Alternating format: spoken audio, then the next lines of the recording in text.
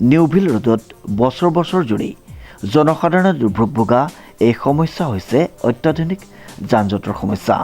কিছুদিনৰ আগত যোৰহাট পৌৰসভাই পাচলি ব্যৱসায়ীসমূহক পথৰ পৰা কিছু পাছলৈ নিজৰ পাচলিৰ ব্যৱসায় কৰিবলৈ অনুৰোধ কৰিছিল যদিও পুনৰ একে পৰিৱেশ হোৱাত পুনৰ যোৰহাট যান-বাহন আৰক্ষীৰ নৱনিযুক্ত বিষয়া উৎপল দত্তই নিজ হাতে আহি ব্যৱসায়ীসকলক নিজৰ বজাৰ পথৰ পৰা কিছুদিনৰ লগত পাতিবলৈ অনুৰোধ জনায়।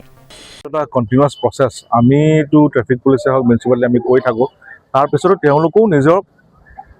তেওঁলোকে নিজৰ ফালৰ পৰা অকণমান সংশোধন হোৱাটো প্ৰয়োজন। আমি এৱাৰনেছটো বিভিন্ন সময়ত কৰি আছোঁ।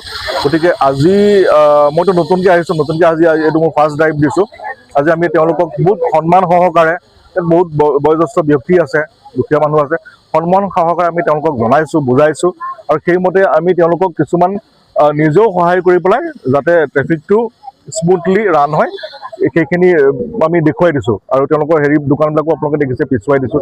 কিছুমান ছাতি লাগি থাকে, কিছুমান দোকানৰ যোনটো তিৰপাল পাৰি থয় ইমান বেয়াকৈ পাৰি থয় মানে গাড়ী এখন বা কিবা এটা আহিবলৈ বিভিন্ন সময়ত মানুহৰ অসুবিধাৰ সৃষ্টি হয়। গতিকে এইটো কণ্টিনিউৱাছ প্ৰচেছ চলি থাকিব আৰু তেওঁলোকক আমি অনুৰোধ জনাইছোঁ, ৰাইজকো আমি অনুৰোধ জনাইছোঁ আপোনালোকৰ মাধ্যমৰ জৰিয়তে।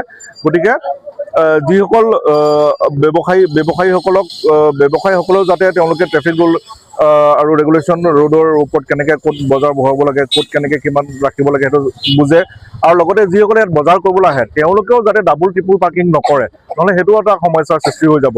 ৰাস্তাটো অ'পেন হৈ গ'ল, ডাবুল ট্ৰিপুল পাৰ্কিং যদি কৰি দিয়ে বা ৰাস্তাৰ মাজতে গাড়ীখন ৰখাই পেলাই যদি বজাৰ কৰিবলৈ যায় তেতিয়াও এটা সমস্যাৰ সন্মুখীন হ'ব। তো গোটেইখিনি প্ৰক্ৰিয়া একেদিনে সম্ভৱ নহয়। আজি এইটো আৰম্ভণি বুলি প্ৰথম আহিছোঁ, আৰম্ভণি হিচাপে লৈছোঁ আৰু এইটো কণ্টিনিউৱাছ প্ৰচেছ চলি থাকিব।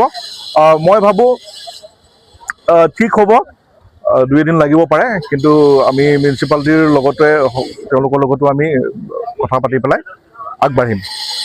উক্ত সময়ছোৱাত দেখিবলৈ পোৱা গ'ল আৰক্ষী বিষয়াগৰাকীয়ে নিজ হাতেৰে পথৰ পৰা কাষলৈ পাচলিসমূহ নিয়াত সহায় কৰিছিল ক্ষুদ্ৰ ব্যৱসায়ীসকলক।